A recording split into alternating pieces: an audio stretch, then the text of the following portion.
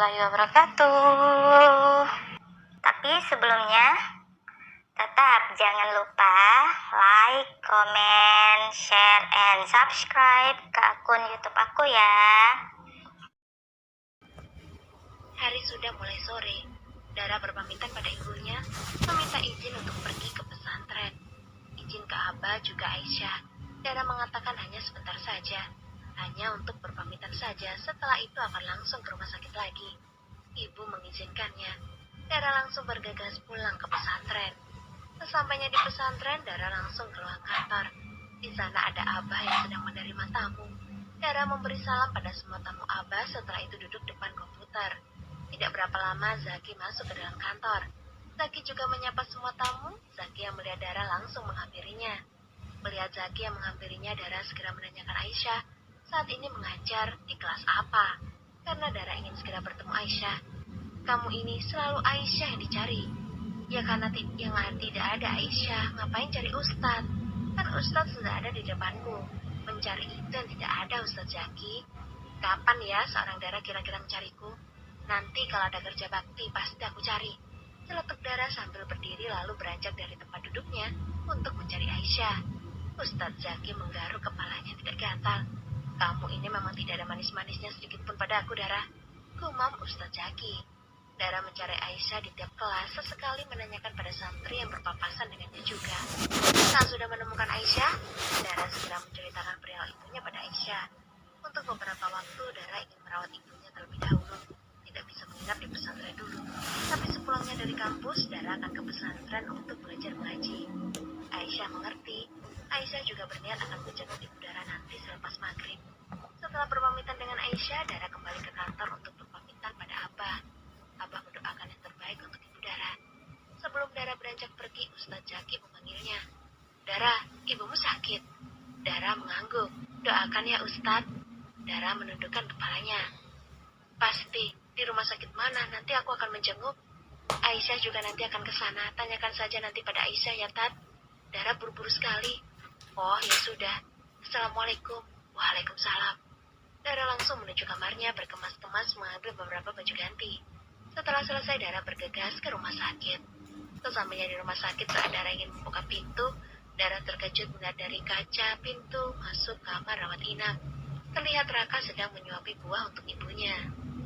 Dara tersenyum melihat pemandangan yang sangat menenangkan itu, tapi sesaat kemudian, Dara tersadar jika Raka bukanlah calon menantu ibu, tapi hanya atasan yang perhatian terhadap bawahannya.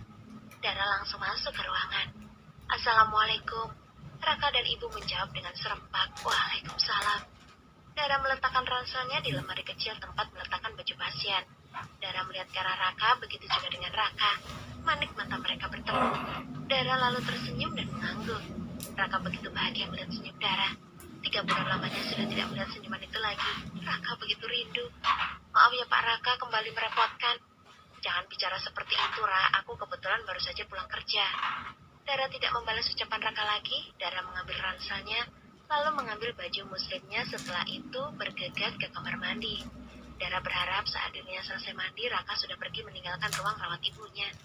Ketika Dara sudah selesai mandi dan berlalu ke pintu kamar mandinya, Dara malah disuguhkan dengan pemandangan yang tak terduga.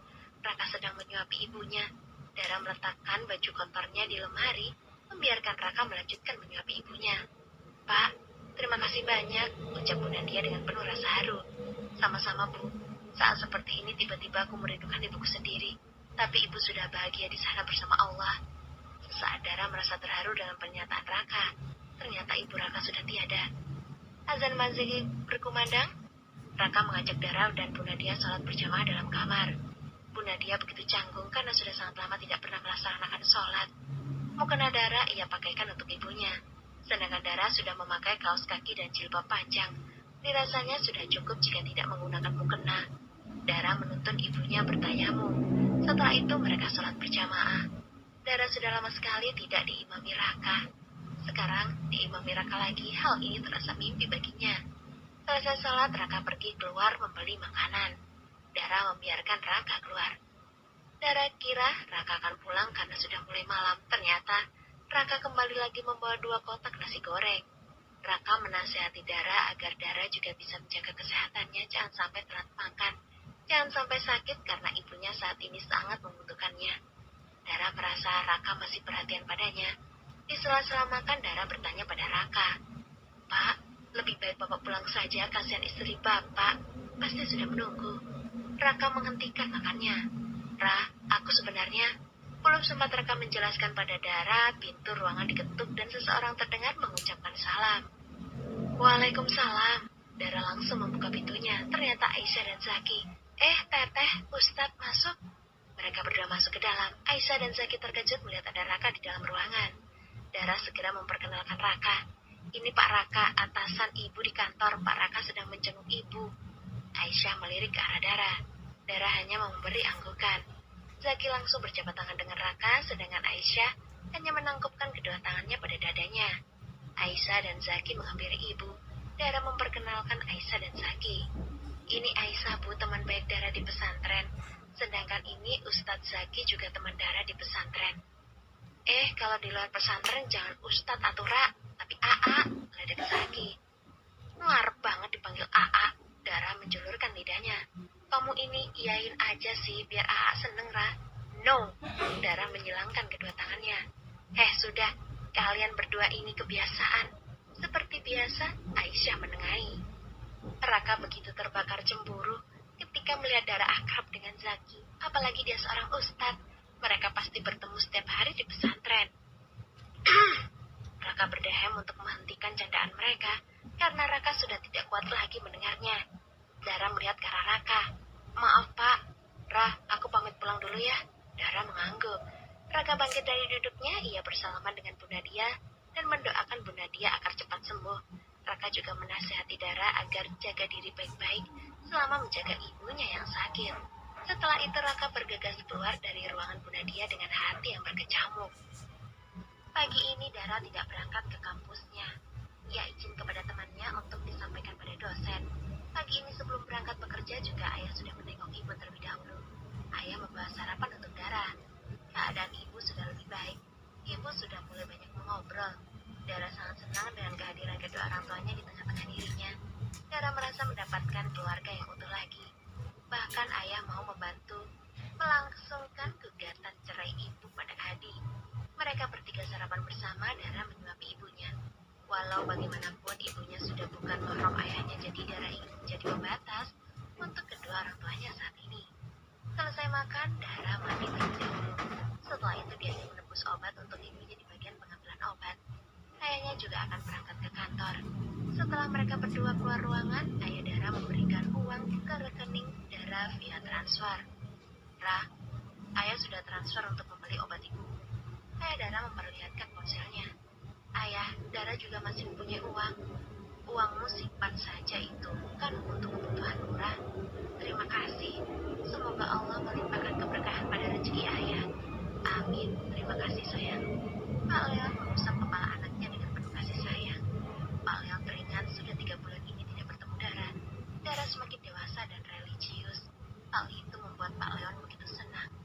Dara mengantri di bagian pengambilan obat, sedangkan Pak Leon berangkat ke kantornya.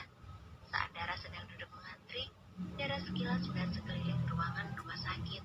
Namun begitu terkejut ketika melihat Rosa sedang memeriksa kandungan diantar oleh laki-laki lain. "Bukankah itu laki-laki yang tidur dengan Rosa?" Gumam Dara sambil menutup mulutnya karena begitu terkejut. Ini tidak bisa dibiarkan. Dara segera mengambil ponselnya lalu memotret Dara dengan Samuel yang tengah berjalan menuju poli kandungan. Selesai memotret, Dara menunggu obat dengan perasaan gelisah. Dara merasa ini semua tidak adil. Laki-laki sebaik Raka kenapa harus dikhianati oleh istrinya? Setelah menunggu lumayan lama, akhirnya nama ibunya dipanggil juga. Dara segera menebus obatnya. Selesai menebus obat, Dara kembali ke ruangan ibunya. Dara menyuapkan obat untuk ibunya. Karena ibunya tidur nanti karena pengaruh obat, Dara berpamitan ingin keluar sebentar pada ibunya. Dara membersihkan tubuh ibunya dengan wastafel. Ia begitu telaten merawat ibunya. Bu Nadia begitu terharu dengan sikap Dara padanya. Padahal sebelumnya Bu Nadia kurang memberikan kasih sayang pada Dara. "Semoga kamu mendapat kebahagiaan, Ra." "Amin. Ibu jangan banyak berpikir yang berat-berat ya." Selesai menggantikan baju ibunya, Dara merebahkan kembali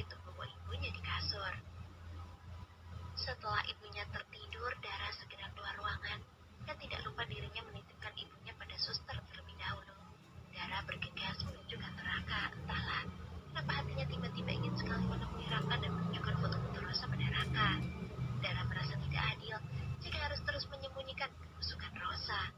Dara tidak tega jika Raka terus terhianati. Sesampainya di kantor Raka, Dara segera menuju bagian resepsionis.